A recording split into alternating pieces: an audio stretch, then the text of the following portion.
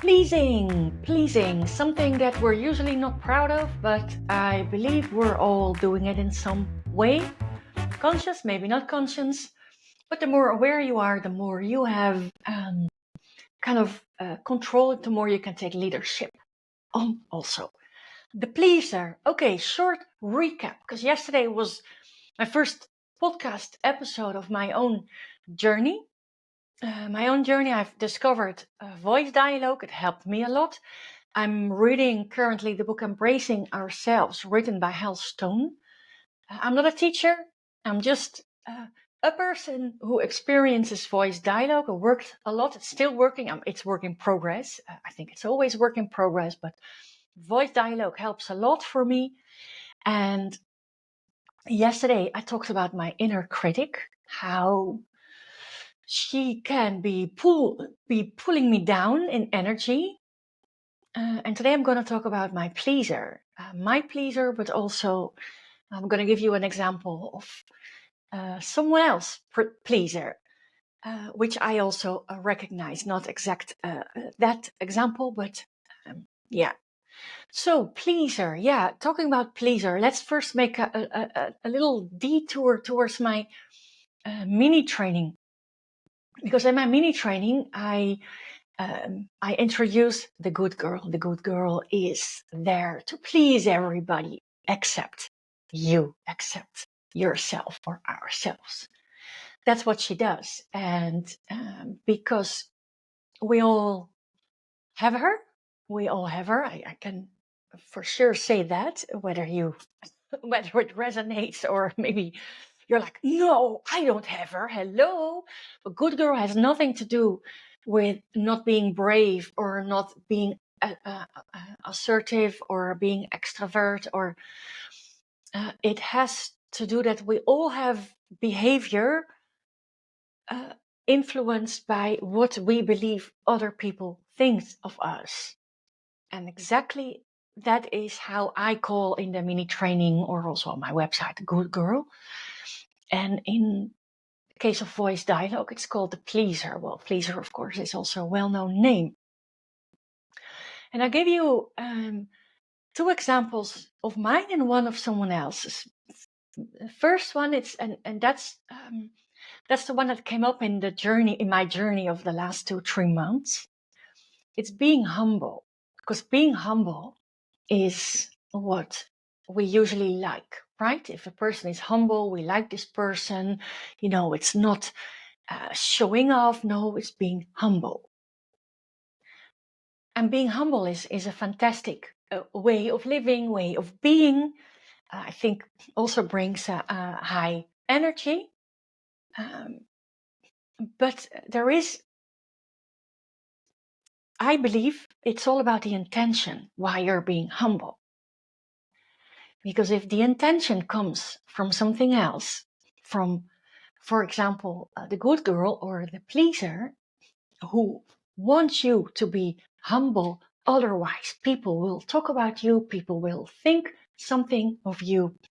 For example, if I say right now, I want to be a freaking millionaire, and I will, what does it do to you? You can have a lot of thoughts. All of the thoughts you're having are yours. But I can also have, even though I said it out loud in the podcast, you can listen to it again and again and again. So in this case, the pleaser in me, afterwards, now I'm still talking, now I'm still focused on something else. But afterwards, for the pleaser, this is a very good reason to be at least a little pissed off with me, because I wasn't humble. And I'm supposed to be humble. And when I'm not humble, people can start talking about me. And that's not what we want, right? The pleaser wants people to like me, to find me likable, to find me this so-called good girl. So that's an example. There is being humble. I think it's a very nice and powerful empowering way of being, state of being. But when being humbled, when the attention is from someone else, in this case, the pleaser, there is nothing authentic about it. There is nothing real about it. It's just to keep yourself safe, so people cannot start negative about you. That's the only reason the pleaser has. Pleaser doesn't work for me. Well, it works for me in a protection kind of way. That's because it wants to protect me from people thinking weird about me. That's what a job of the pleaser can be, let's say like that. But there is always a protection part. So that's an example of being humble. Being humble is seen as a very nice characteristic of someone.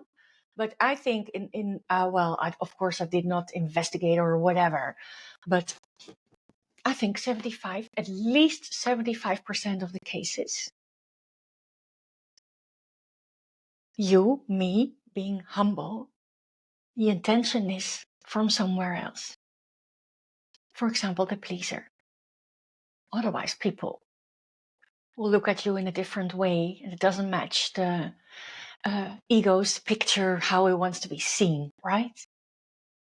So that's one example. I gave you another one in a different way, and this is one I figured out already last summer, but I thought it was good to share anyway. I actually did a speech on it in my Toastmaster adventure to improve my public speaking. Yeah. Okay, so I'm a coach. I've been doing this for over 5 years now. And in the last 2 years now, it's been picked up really fast. And so now I have different multiple groups at the same time to be able to have everybody join the program. So when you join the program, it depends on the program you pick, but at a certain point, I will share all the dates of the training and also the online coach sessions. And you can pick your date, the day of the week, because I have multiple groups.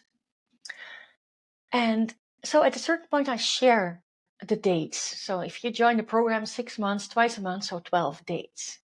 And then what happens sometimes, certainly not with everybody, but sometimes people, coach here would come to me and say, yeah, there is 2 dates.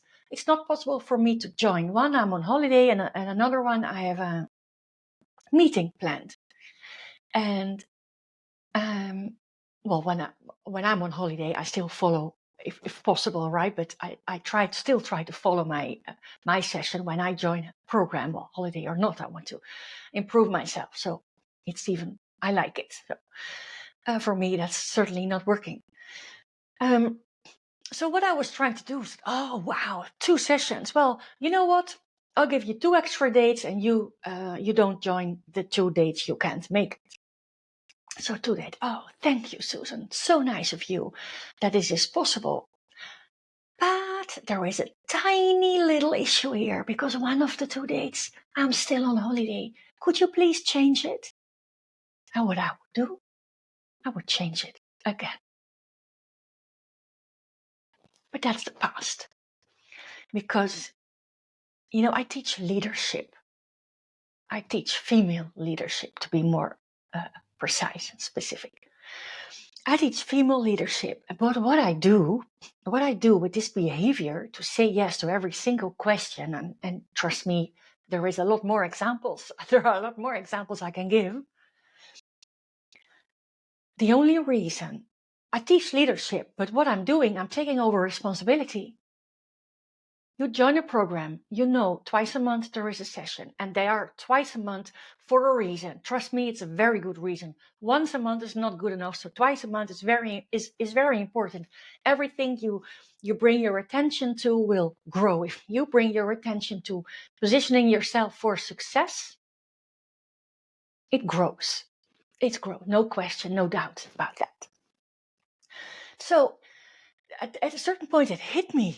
I said, whoa, I teach leadership, but I'm taking over their leadership. I'm taking over their responsibility.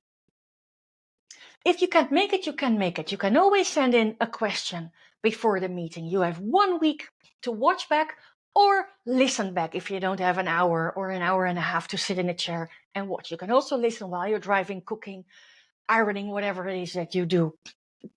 That enables you also to listen to a longer podcast episode. But I do not give them the responsibility themselves. I was trying to take over. And you know why I was trying to take over? Because I was afraid. If I didn't please them, I wasn't good enough. And then there is my 13 years of sales mind, right? That wants to, because my coachees for me are, of course, also my customers. And I want to help out my customers. I'm service minded. I want to be there for my customers. But being there for my customers means that I have to give them the responsibility in everything. Being there for my customer doesn't mean pleasing them. Doesn't mean pleasing them to prevent that they might think I'm not good enough as a coach or as a company owner. Of course not. So it didn't happen again. I did got the question once. I said, no, these are the dates, and you can always send in a question ahead and I will answer it in the session. And if not in the session, I will come back to you on a different moment. And so you don't have to lose any time or opportunity to work on your situations or your desires. So this is an example that clearly my pleaser was active. And because my pleaser was so active, I wasn't even teaching on this specific part, leadership, anymore. I wasn't giving my coachees full responsibility. No, I took over. I'm not going to give you examples with my kids. I found that, and I'm still finding out, but because they change in age, so it's always a different level then. But I did already a lot of discoveries years ago, and I'm still discovering moments that I'm pleasing instead of being a mom, making them ready for the world, right? Making them leaders, hopefully. We'll see, or not. Yeah, so that's one, and then talking about leadership and pleasing, and those actually two opposites often. I'll give you an example that happened actually at a mini training last Friday. Just gonna change position. If you're watching the YouTube video, then you see me changing position. When I do the mini training, at the end of every mini training, I stay a little bit longer if people have any questions, if there's people who want to join my program or have any questions on that. And I was still chatting with two ladies. One decided to join the program immediately, and another one was giving me reasons why not. And I told her, you don't have to share your reasons why not with me. You don't owe me any explanation. And second, it's not important. You joined the mini training. I really appreciate you did. I really appreciate you gave yourself this 90-minute time as an investment in yourself. And the program is not the moment for you. But there is no nothing there. That's it. And then, so I told her, you don't owe me any explanation. I hope you enjoy the mini training, and that you that you took out some insights and just continue your journey. Yeah, but on Monday I start a new job, and I'm already doing so many things. I'm taking care of my mom, and I have kids, and I've now this new job, and I'm also a wife, and I have a husband. So there are so many things right now. This is not maybe next year, but now is not the moment. And again, I said, you don't have to explain this to me. It's truly not needed. It's fine. It's fine whether you join or not. There is no difference in there. And then she had another reason, and she shared. And I said, okay, now I'm gonna I still have to look it up. I'm now going to mention the spinach between your teeth. Because the difference between you and someone who's ready for the program is exactly this. You say, I cannot join because I have my husband, I have a new job, I have kids, I have a mom to take care of.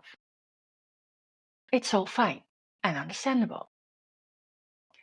And a woman who does join can have exactly the same situation as you have. A husband, kids, a new job, whatever, parents to take care of. And they make the decision that in all these situations that you're in, all these people around you, you make the decision to go for yours, to claim your space, whether it's in your work, in your company, whether it's in your family, in your between your kids. You make the decision, whatever is going on all around me, whoever needs my so-called needs my attention, I am gonna go my way. And that doesn't mean that I do not care about the people around me. That doesn't mean I do not help the people around me. But the very first thing I need to focus on is me at the moment. And I said, and that's the difference between a leader and someone who's not.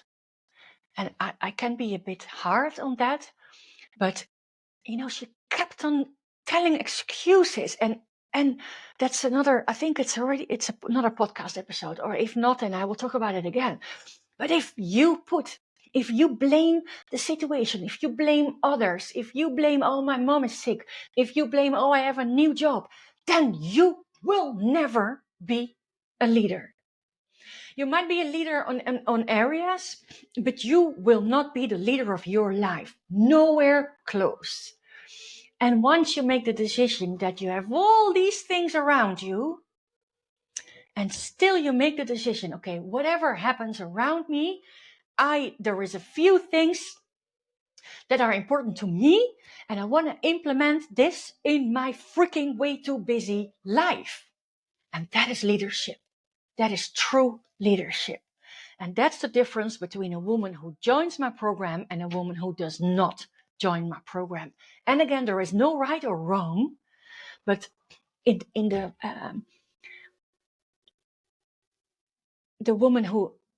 person who joins my program, because we all recognize this, I think that this is what was asked, demand from women centuries long, that we are here to please. We are not to please, so literally, but we are here to serve others.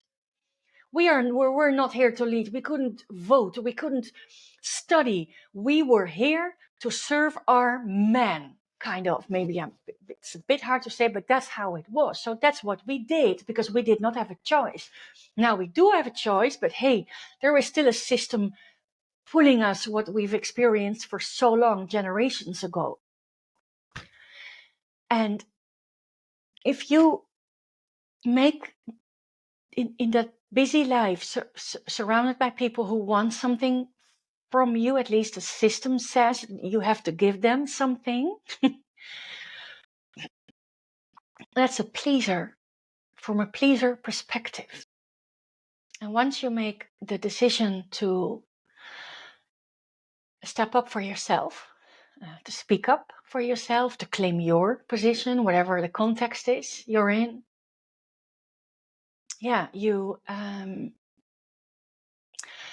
that's leadership. That's personal leadership, female leadership, whatever you want to call it.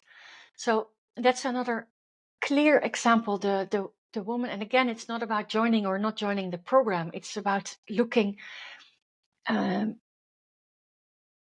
things from a different perspective. In the woman who the examples she gave was fully about pleasing. Her new job, it's probably about pleasing. How do I please my employer as much as I can?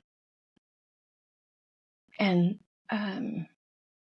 instead of asking yourself the question, okay, I'm here to start a new job. I want it to bring me energy. I want to develop myself. I want it to bring me money. Can also grow, would be nice, would be convenient for several reasons. What are we going to do? What am I going to do to get there? It's a totally different perspective compared to, okay, how am I going to serve my new employer so this person or this team is super happy with me and there's no complaints, and me, what about me? Salary increase? No. I just do my job. I work as hard as I can get. So people really appreciate my work. Now, trust me, first of all, that's not the way to empower yourself to make a bigger impact. Not at all. And second, it's the perfect way to get sick and tired of your freaking job and need every single weekend to recover from a very hard working week. Okay, there was even more spinach between the teeth. The pleaser. For me at the moment, the first example of being humble, right? That was a discovery I did in the past months, and the one to please my coaches were it's like 5-6 months ago now, and I'm sure she's there on other levels as well. But once I continue my journey, I might figure them out as well and make my way clear to a more aware ego, into more authentic, long-term, and especially joyful choices in my life, for me, my company, for you. And another one. Let's see who is going to be the one for tomorrow. Let's go for the control freak. Yes, let's go for the control freak. That's the one I'm going to talk about in tomorrow's, or at least the next episode.